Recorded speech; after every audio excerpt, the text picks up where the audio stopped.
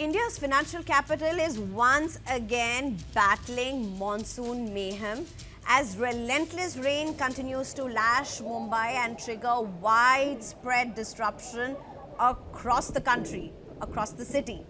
A red alert remains in place for Mumbai and adjoining regions, with the civic body also warning of a high tide situation later in the day, adding to concerns of severe waterlogging in low-lying areas.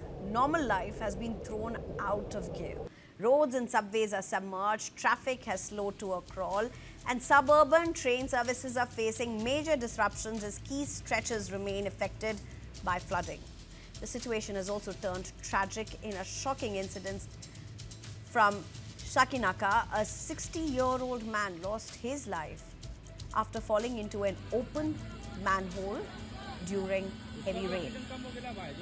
As Mumbai reels under repeated bouts of flooding, questions are once again being raised over civic preparedness and infrastructure gaps. Officials point to a combination of factors from extreme rainfall and coastal geography to aging drainage system and rapid urbanization that continues to overwhelm the city every monsoon. I'm being joined at this point by S. Balakrishnan, who's an executive editor for the Free Press Journal, Mumbai. Thank you very much, sir. Good evening. Mumbai was waiting for its date with monsoon. Day one of that date has turned absolute mayhem. This is, I think, day 3, day 4. You're having visuals of people falling into manholes. You're having visuals of cars being swept off, lakes, overflowing. Just day 3 of monsoon. Are you willing to see this as isolated cases? No, this I would say is a pathetic failure of leadership. In fact, the biggest tragedy of Mumbai is that it doesn't have a proper leadership either at the political level or at the administrative level. Imagine the commercial capital of this country, where the most important institutions, the Reserve Bank, and so many other stock exchange, every institutions are situated over there. But despite that, it has been completely neglected.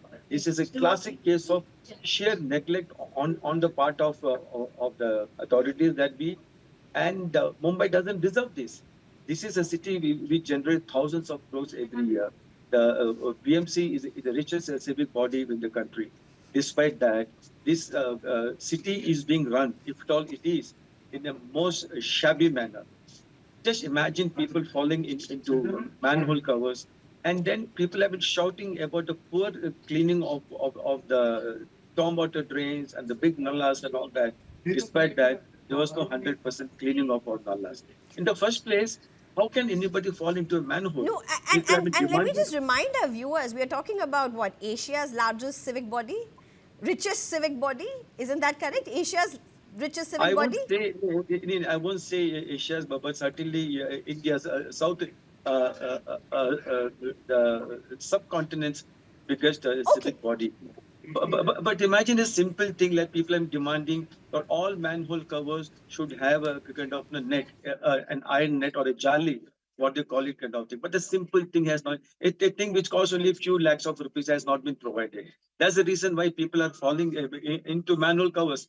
Other day, right in front of the mayor, Ritu Taude, a civic official there too, he fell into a manhole cover at Sign. This is a pathetic state of affairs in Mumbai. So tell me this, Mr. Balakrishnan, elections have happened. We have discussed elections extensively, the Maharashtra elections.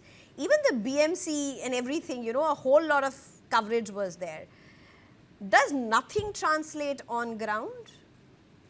Nothing has changed on ground. See the case of the big tragedy in Chembur and eastern suburb of Mumbai, where an 11-year-old child, he died in the school bus because an old tree fell down. The one department of the local ward office had warned the garden department, had warned the road department, look, this particular tree is completely concretized. While the road was being concretized, the entire base was concretized. There is no way in which the water can go into it. Because of this, the tree, the roots of this huge peepal tree had become totally dry and become weak. And most unfortunately, yesterday it fell on the bus of school bus, killing this boy and then injuring five others. Now the question is, why the hell did nobody react to that? The photographs, if I show you the visual of the tree, it is simply shocking. It is totally dry. It's dry. Somebody has got to be made accountable. That is not there. That is another biggest reason.